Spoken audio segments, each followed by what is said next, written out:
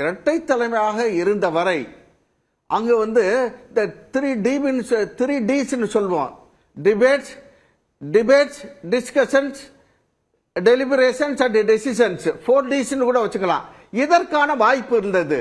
அங்கே ஆலோசிப்பதற்கும் விவாதிப்பதற்கும், விவாதித்து குழுவாக முடிவெடுப்பதற்கும், அந்த முடிவின்படி செயல்படுவதற்கான சூழல் இரட்டை தலைமையின் கீழ் இருந்தது.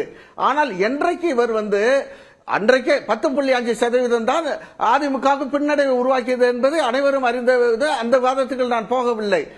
ஆனா அந்த சூழ்நிலையில் வெற்றி பெற வேண்டிய ஒரு இயக்கம் ஒரு தவறான முடிவின் காரணமாக பின்னடைவை சந்தித்த பிறகு ஆட்சியில் இருந்தால் நான் முதலமைச்சர், ஆட்சியை இழந்தால் கட்சிக்கும் நான் தான் தலைவர் என்று கட்சியுடைய அமைப்பு தேர்தலை நடத்திய பிறகு அவர் ஒற்றை தலைமை என்ற கோஷத்தை உருவாக்கி வெளியே சென்ற பிறகுதான் அவருடைய போக்கில் மாற்றம் வருகிறது. அதைத்தான் அண்ணன் ஓபிஎஸ் அவர்கள் சுட்டிக்காட்டு. அண்ணன் ஓபிஎஸ் அவர்கள் சொன்ன அந்த கருத்தை இங்கிருந்து தான் நீங்க இந்த நிலையில் தான் நீங்கள் தொடர்புபடுத்தி பார்க்க வேண்டும்.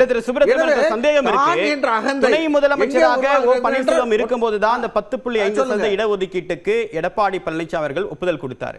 அன்னைக்கு தன்னுடைய அதிருப்தியை ஆளுமையோடு ஓபிஎஸ் வெளிப்படுத்தினாரா? அதுக்கு டிசன் நோட் எழுதினாரா? அதை பற்றி பகிரங்கமா கட்சி மட்டத்தில் பேசினாரா அப்படின்ற ஒரு கேள்வி எழுது.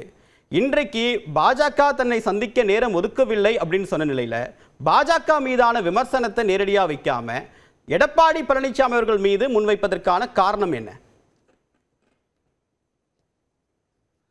நான் 10.5% அந்த இடஒதுக்கீட்டுக்கான மசோதாவை சட்டமன்ற கூட்டத்தொடரின் கடைசி நாளில் கடைசி அமர்வில் அவரை அறிமுகப்படுத்திய பொழுது அண்ணன் ஓபிஎஸ் அவர்கள் எதிர்ப்பு தெரிவித்தார்கள். 10.5% வன்னியர் பெருமக்களுக்கு கூடாது என்பதல்ல, தேர்தல் நேரத்தில் இதை செய்வது நாம் தேன்கூட்டை கலைப்பதற்கு சமம்.